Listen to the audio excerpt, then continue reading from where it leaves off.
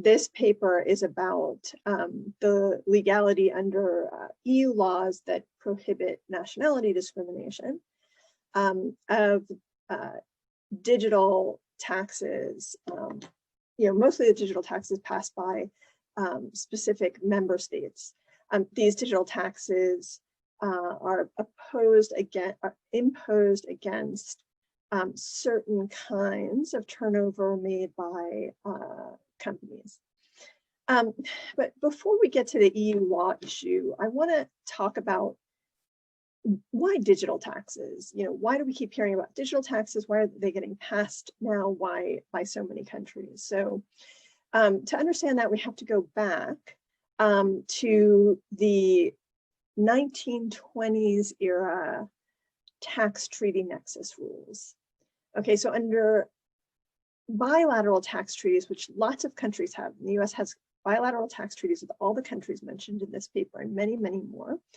Under these tax treaties, a country cannot tax a non-resident company on its income unless the non-resident company has nexus with that state. So, and then the treaty, so setting aside what the domestic nexus rule is, the treaty raises that nexus requirement to be what's called a permanent establishment, which is a physical presence or a dependent agent. So companies have gotten very good at avoiding this nexus requirement. And digital companies have especially gotten to be very good at avoiding the PE requirement. Okay, so a website does not constitute a PE. It doesn't satisfy the nexus requirements. So you have these big, profitable foreign companies that seem to be making lots of money in jurisdictions, but those jurisdictions can't tax them. So the response has been proposals like the EU proposal to have a multilateral digital tax, but then also these unilateral solutions, these unilateral digital taxes. And these taxes are meant to operate outside the tax treaty framework so that they're not precluded by them. Okay, so that's it, even if the foreign company has no physical presence in the jurisdiction. Okay, so if they're not using the income tax, what are they using? Because they can't under the treaty, right? They're instead using global turnover revenue paired with, so what the tax is assessed against is a type of turnover revenues. So there's a threshold for global revenue for the tax to apply, and also a threshold for revenue, a taxable type of revenue, and this varies from state to state, but things like sales of ads appearing on the web, the provision of a two-sided marketplace like Airbnb or Amazon. Okay, and then this is apportioned to the state according to some kind of formula. It might be IP addresses in the state versus all users' IP addresses. Okay, so they're all structured as turnover taxes, most of them as gross turnover taxes, so companies can't deduct their expenses. That means that they're liable for the tax even if they make an overall loss. And then, most of them, the European ones, are modeled on the 2018 proposal by the European Commission. This 2018 proposal had two parts. The digital tax was meant to be the short-term measure. The long-term measure was supposed to be amending the nexus requirement in tax treaties. So the preferred approach would be to tax it through, or to tax these non-resident companies on their income, but since current treaties preclude that, one obvious solution is amend the treaties. Okay, but in the short term, the digital taxes would put pressure on countries, especially the United States, to renegotiate its treaties to change the nexus. Okay, so how do these taxes discriminate if they discriminate? The issue with the taxes is that they only kick in at very high revenue thresholds. 750 million euros for most of them. So that excludes most companies right off the bat. And then they only hit narrow sources of revenue these narrow revenue streams like internet sales, revenue from internet sales and so on, or revenue from selling data that companies have collected on the internet. And these revenue streams are ones that the EU companies don't tend to be leaders in. Okay, so these two limits on the tax have the effect of very narrowly and effectively targeting non-resident, non-EU companies. Okay, so before these taxes were proposed, I knew something about EU discrimination law, and I knew that EU member states were not allowed to discriminate against commerce from other states or nationals from other EU member states. So I started asking Europeans, like, why doesn't this violate the nationality discrimination rules? And I kind of got poo-pooed. And I sort of was shopping this idea around, and nobody really wanted to listen until I met Leopoldo Parada. And so we had coffee one day in Amsterdam. Do you remember this day? A nice sunny day. And I, pitched this idea to Leo, and he, we started talking it out. I think we decided that day that we would write a paper. We're going to write a little, 3 to 5 page paper for tax notes, bing, bang, boom, it would be out making this argument. And then we set out to do that. The problem was we ran into all of these really interesting legal questions that required more research. So, 3 articles later, I think we have this paper, right? So, we did write the tax notes paper, the quick version of the argument. It got a lot of attention. We started getting contacts from lots of people. There's a lot of interest in this argument.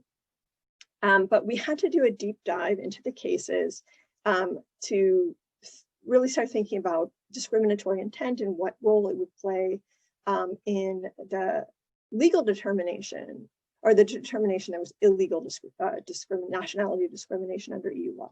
Okay, so that you don't find in this paper. We did that in a peer-reviewed journal. Okay, and then after we did our short paper for tax notes, there were these further legal developments in Europe at the Court of Justice, which is the High Court of the European Union, namely these Hungarian cases that we discussed in the paper. So, the paper that you read kind of rolls it all up, right? It's like presents the argument, but also considers that argument in light of these subsequent developments, the Hungarian cases.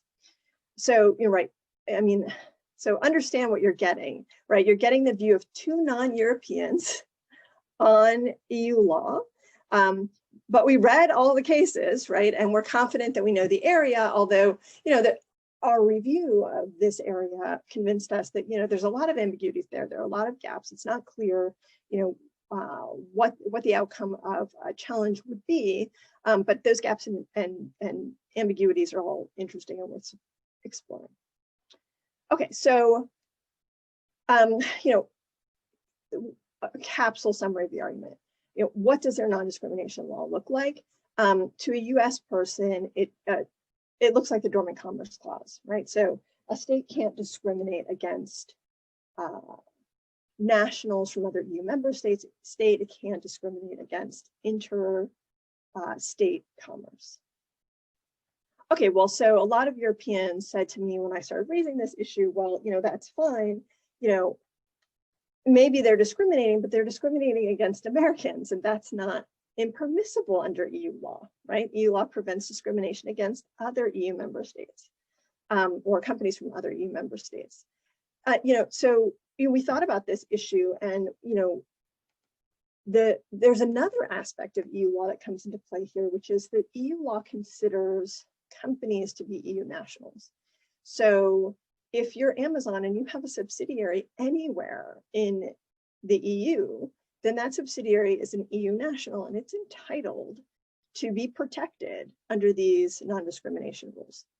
So to the extent that the tax falls on an EU subsidiary of a US company, then the relevant law is called the fundamental freedoms. The fundamental freedoms applies, and that subsidiary would receive protection.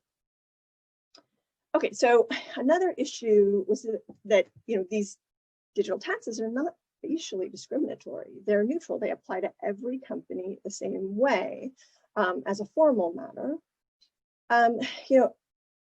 The European Court of Justice, like the US Supreme Court, has a doctrine of indirect or covert discrimination. That is, discrimination need not be facial, it need not be written into the statute in order to be illegal. So discriminatory impacts matter. The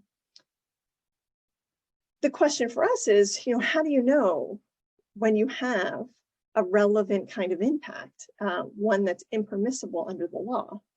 The digital tax has a few different candidates for proxies that you might identify as proxies for nationality. There are lots of cases already decided by the Court of Justice saying that, for example, tax residence is an impermissible proxy. It's too close, right? When you use tax residence, you're really getting at nationality. You're getting too close to nationality. You can't discriminate on the basis of tax residence.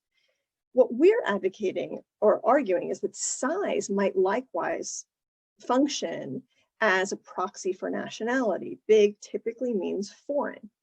But it's a lot less obvious, right, that size, turnover size in this case, means foreign in the way that residence means foreign. There's a much clearer connection between residence and nationality than size and nationality. Okay, so we'll talk more about size as a proxy later. But let me just mention that the most relevant precedent at the time that we wrote our first paper was a case called Hervis. So, Hervis is a case that had a holding that had to be wrong. It was another case involving a facially neutral rule that discriminated as applied.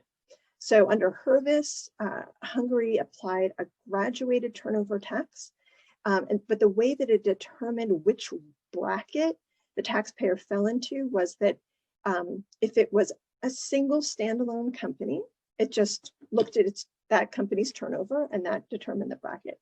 But if the company was part of a group, then that Hungarian company had to aggregate its own turnover with the Hungarian turnover of any other member of its group. Okay, and the Court of Justice said that this was at least potentially discriminatory because groups tended to be owned by foreigners, whereas standalone companies tended to be owned by Hungarians. Okay, and the court actually remanded this to the national court. I mean, remand is not the proper procedure; they wouldn't describe it that way. But common law, you can think of this as a remand, right? So the national court has to determine whether, in fact, the tax had this effect, right? Did it exclude Hungarian companies and tax foreign-owned companies? But in the process of deciding this case, the court said that a rule is discriminatory if more than half the taxable population that's subject to the greater tax burden is foreign. Okay, so it's just a simple majority rule.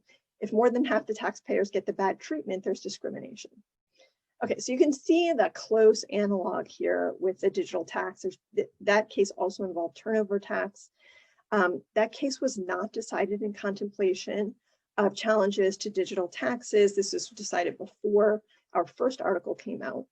But it has this rule: if more than half the taxable population is foreign, then that's nationality discrimination. So that's like a great precedent for anyone trying to argue that digital services taxes are illegal, except for the fact that it can't possibly be rightly decided, right? Like that is way too simplistic a way to look at what discrimination is. I mean, if that case is rightly decided, then that means genuine progressive tax rates may be impermissible, right? So to the extent that non-resident companies have more income than resident companies, then progressive taxes would hit foreign companies more than domestic companies, and therefore constitute nationality discrimination. That's just a for instance. You can think of lots of other examples. Okay, but if majority rule isn't the rule, and we think it can't be, the rule, then what is it, or what should it be? And this is a question to which we have no clear answer. This is the question that sent us back to the cases to try to figure out, and we don't find an answer there. We just find more questions, including whether intent matters for figuring out whether there's discrimination.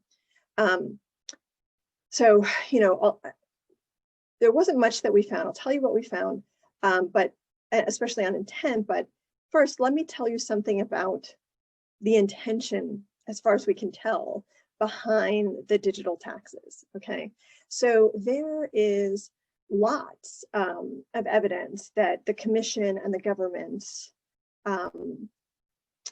of countries enacting digital services taxes had protectionist intent in enacting them. So they wanted to shelter domestic companies, especially startups, from tax while applying the tax to big multinationals. They did not make a secret of that. Members of government said so, and they drafted their laws to accomplish that.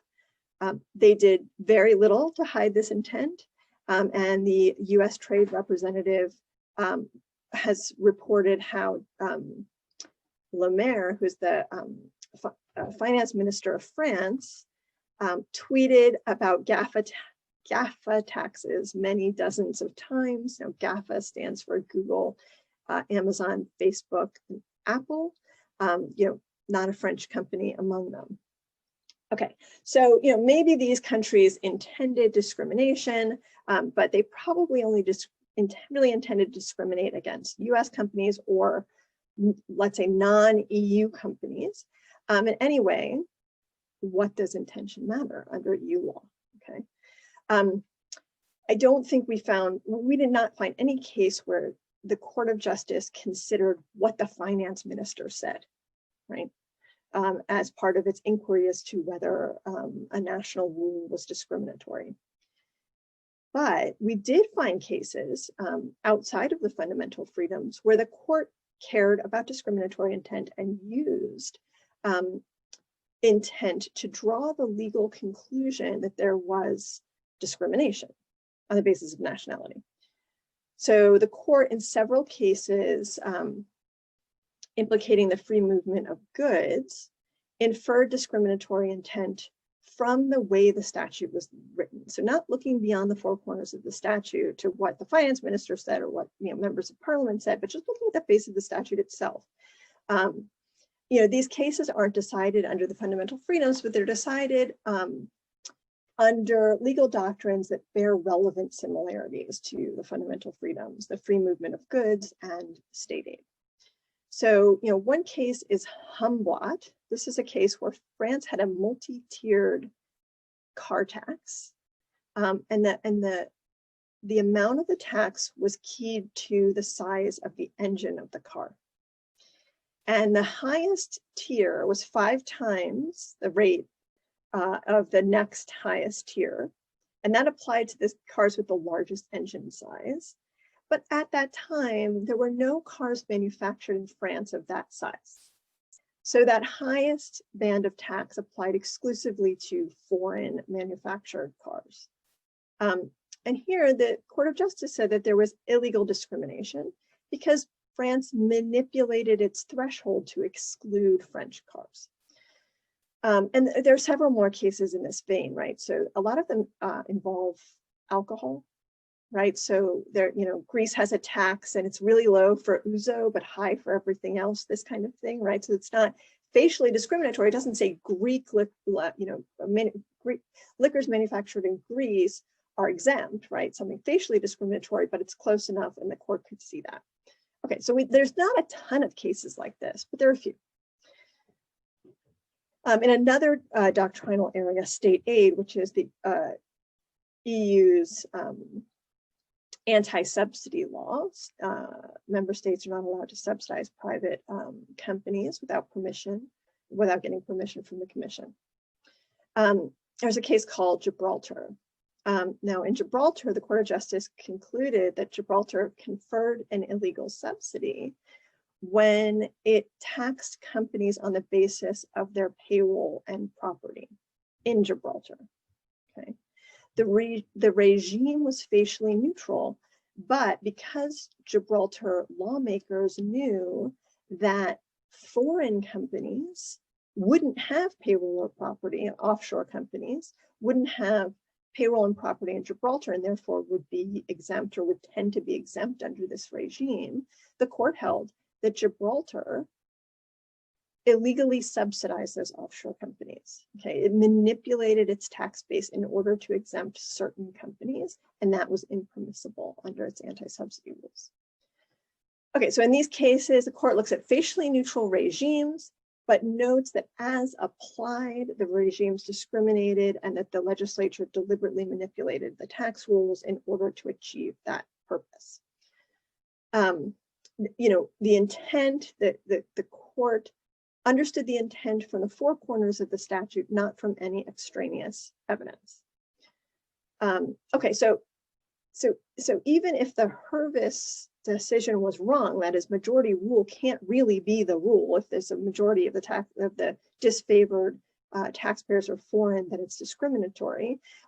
We knew that the Court of Justice has a doctrine of indirect discrimination or discrimination by proxy, and that it cared, at least in some cases, about intent, and turnover size or turnover size plus targeting narrow bands of income might constitute such discrimination. Okay, so in one of our papers, we give some thought to how evidence of intent could be taken into account. But this is speculation on our part. We say it could be ignored, but that would be ignoring useful evidence. We say, following Advocate General Cocat, that it could trigger an impact analysis, or we say that it could be used as a sliding scale, right? The more evidence of discriminatory intent you have, then perhaps the less evidence of discriminatory impact you need before you conclude that there's illegal discrimination here. Okay, so before we get to the Hungarian cases, I should mention that there are accepted ways to justify nationality discrimination, for example, to combat fraud or tax abuse. But in our view, there would be many ways to justify size-based discrimination or size-based classifications. For example, administrability. Maybe you don't want to apply your rule to very small companies because it would be administrable. But for us, right, you have to there has to be a genuine connection between the threshold and the reason for the threshold, and that reason should not itself be the desire to discriminate, right? That's an impermissible reason. Okay, so now we come to the Hungarian cases, Tesco and Vodafone. These raise nationality issues that are really close to what we claimed what we advocated could be a potential case against the digital taxes. We go into some detail to analyze those cases, which I'm not going to get into here. We could get into that in the Q&A.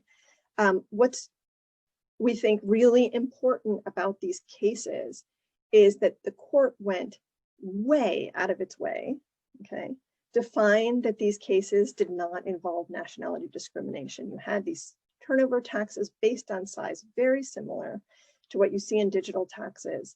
And the court upheld them, said that they were permissible, okay?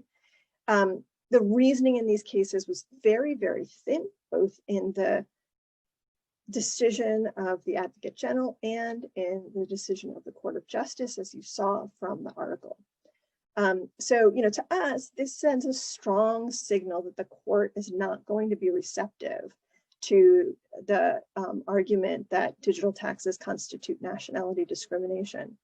The court, the evidence that we, or sort of the lesson that we take from the Hungarian cases is the Court of Justice will uphold digital taxes by any means necessary, including ignoring its own precedent and opening a large hole in this bulwark against protectionism that it spent, the last 40 years erecting in its interpretation of the Treaty on the Functioning of the European Union.